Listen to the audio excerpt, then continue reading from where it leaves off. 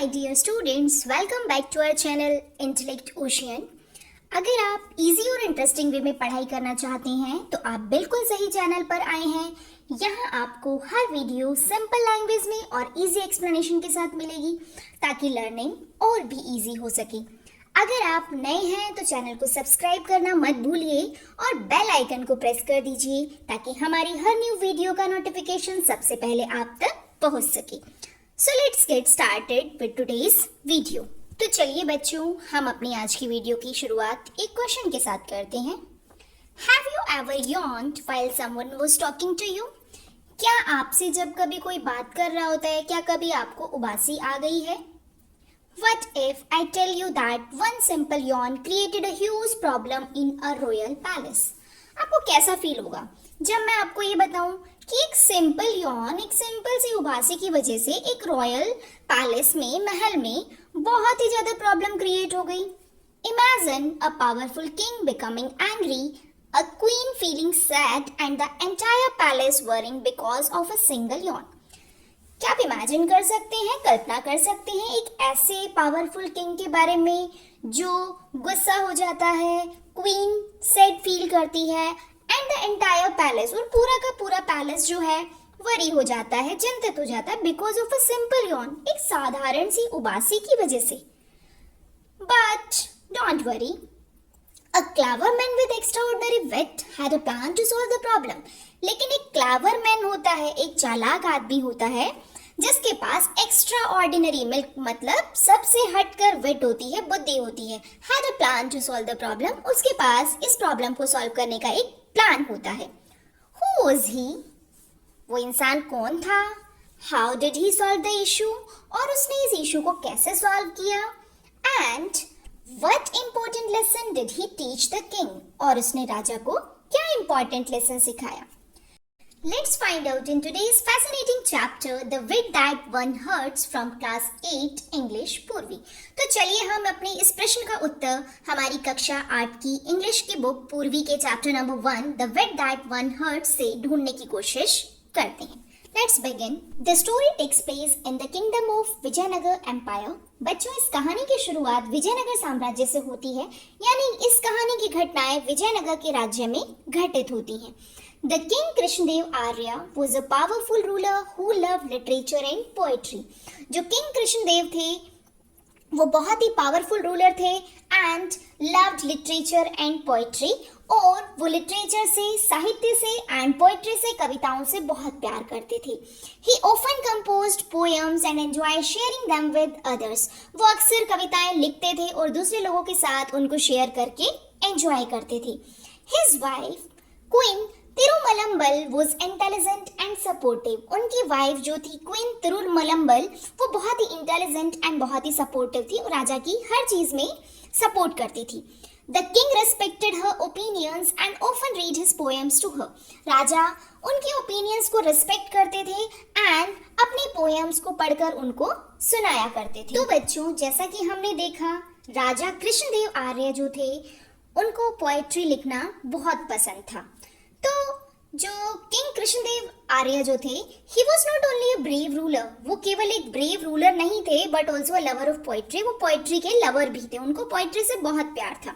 One day he sat in his royal chamber and began writing a new poem. एक दिन वो अपने royal chamber में बैठे होते हैं, अपने राजमहल के कक्ष में बैठे होते हैं and begin writing a new poem, और एक नई कविता लिखना शुरू करते हैं। He carefully choose his words and felt proud of the beautiful poem he has created. वो बहुत ही ध्यान से अपने वर्ड्स चुनते हैं एंड फाइनली उनको लास्ट में बहुत प्राउड फील होता है कि उन्होंने कितनी सुंदर कविता लिखी है। Excited about his poem, the king went to queen Tirumalambal. He started reading it aloud to her in a lovely palace garden। अपनी पोयम लिखने के बाद बहुत ही एक्साइटमेंट के साथ, बहुत ही उत्साह के साथ the king went to queen Tirumalambal, राजा जो है रानी तिरुमलम्बल के पास जाते हैं। He started reading it aloud to her in a lovely palace garden, और वो अपने प्यारे से पैलेस के महल के गार्डन में अपनी पोयम को जोर जोर से बोलकर रानी को सुनाते हैं। The queen listen politely while the king happily shared his work. जो रानी है वो बहुत ही शिष्टता के साथ, बहुत ही पोलाइटनेस के साथ राजा की पोयम को सुनती है, जो कि राजा बहुत ही खुशी खुशी उसके साथ अपना वर्क शेयर कर रहे थे। The queen had been busy the whole day and was feeling very tired. बच्चों, जो रानी थी वो सारा दिन महल के कामों में लगी हुई थी, इसलिए वो बहुत ज्यादा थक चुकी थी। As the king continued reading his poem, the queen accidentally yawned.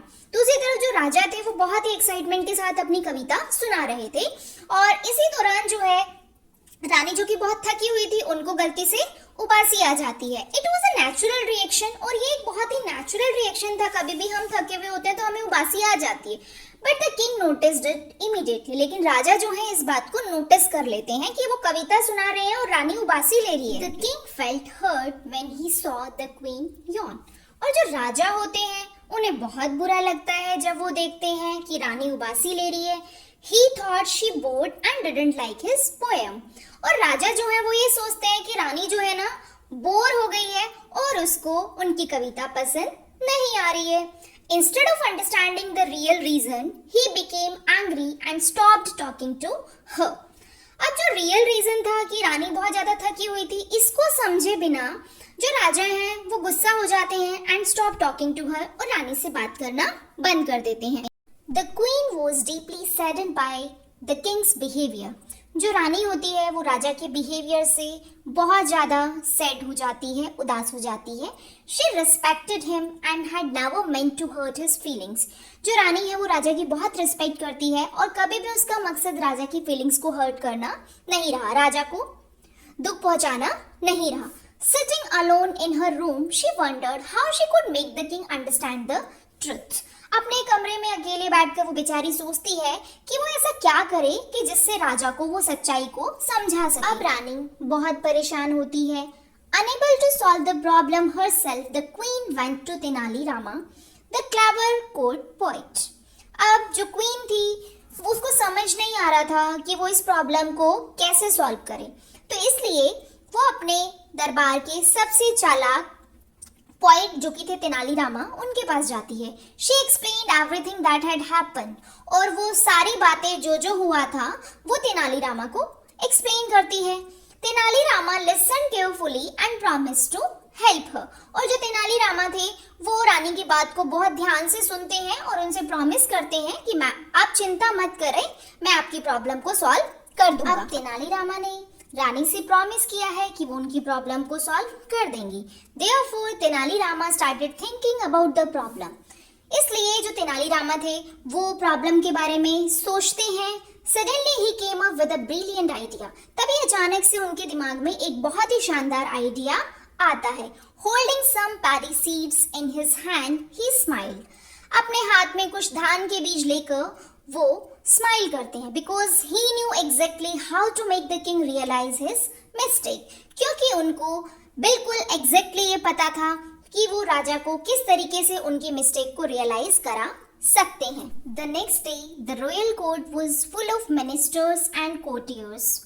अगले दिन क्या होता है कि जो पूरा का पूरा शाही महल होता है वो मिनिस्टर्स से और कोर्टियर्स यानी कि दरबारियों से भरा हुआ होता है। King Krishnadev Arya sat proudly on his throne, और जो राजा कृष्णदेव आर्य थे वो बहुत ही गर्व के साथ अपनी थ्रोन पर, अपनी गद्दी पर बैठते हैं। At that moment Tenali Rama entered carrying a small bag of paddy seeds, और उसी दौरान जो तेनालीरामा है वो अपने हाथ में एक छोटा सा बैग जिसके अंदर पैडी सीड्स थे, धान के बीज थे, वो लेकर एंटर करते हैं। Tenali Rama showed the seeds to the king and claimed that they were very special.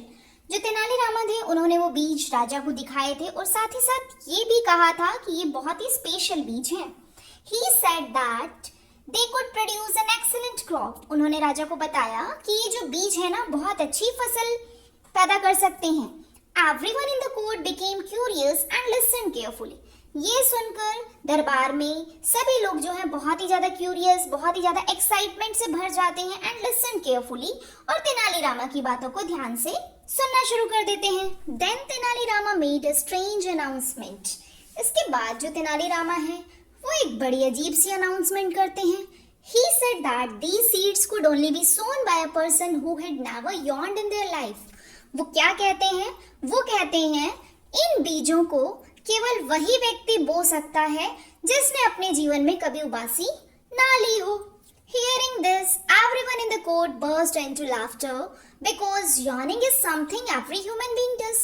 अब तेनालीरामा की ये बात सुन के दरबार में सभी लोग जो है जोर जोर से खिलखिलाकर हंस पड़ते हैं, क्योंकि जो यॉर्निंग है, उबासी लेना है, वो तो एक ऐसा काम है जो हर व्यक्ति ने किया होगा। The king suddenly understood the message behind Tenali Rama's words.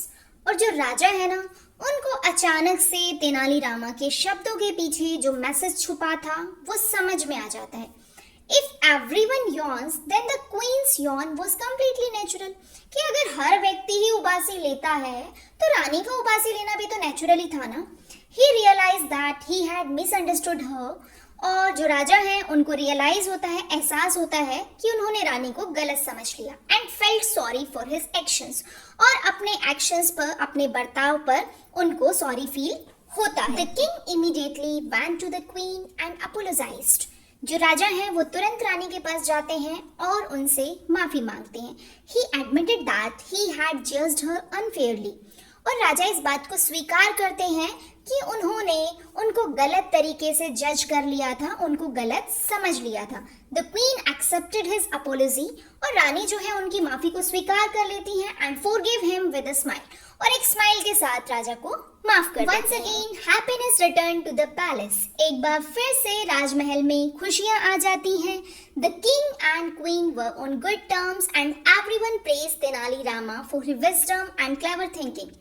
राजा और रानी के बीच में सारी गलतफहमियां दूर हो जाती हैं, उनके रिश्ते फिर से पहले जैसे अच्छे हो जाते हैं और हर व्यक्ति तेनालीरामा को उनकी विजडम के लिए, बुद्धि के लिए और क्लेवर थिंकिंग के लिए प्रेज करता है, उनकी तारीफ करता है। This story teaches us that we should never jump to conclusions. ये कहानी हमें सिखाती है कि हमें तुरंत जो है कंक्लूजन पर नहीं पहुंच जाना चाहिए। हमें किसी भी सिचुएशन को देखकर तुरंत कोई निष्कर्ष नहीं निकाल देना चाहिए। बिफोर गेटिंग एंग्री या before misunderstanding any situation, we should try to understand the situation. हमें किसी भी बात पर जल्दी रिएक्ट कर देने से या गुस्सा होने से पहले उस सिचुएशन को समझने की कोशिश करनी चाहिए। Wisdom, patience and understanding can solve even the most difficult problems. कि जो हमारा wisdom है, हमारी बुद्धि जो है, patience हमारा धैर्य है and understanding जो हमारी सोचने समझने की शक्ति है, वो किसी भी difficult से difficult problem को solve करने में हमारी मदद करती है। तो बच्चों हमेशा याद रखिए कि कभी कभी एक छोटी सी गलतफहमी भी बहुत बड़ी समस्या पैदा कर सकती है।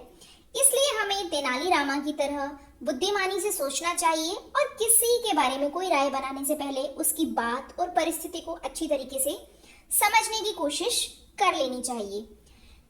यही मैसेज हमारी आज की कहानी the weight that one hurts हमें सिखाती है। तो बच्चों आज की वीडियो यही समाप्त होती है। उम्मीद है आपको क्लास 8th का ये chapter the weight that one hurts आसानी से समझ आ गया होगा।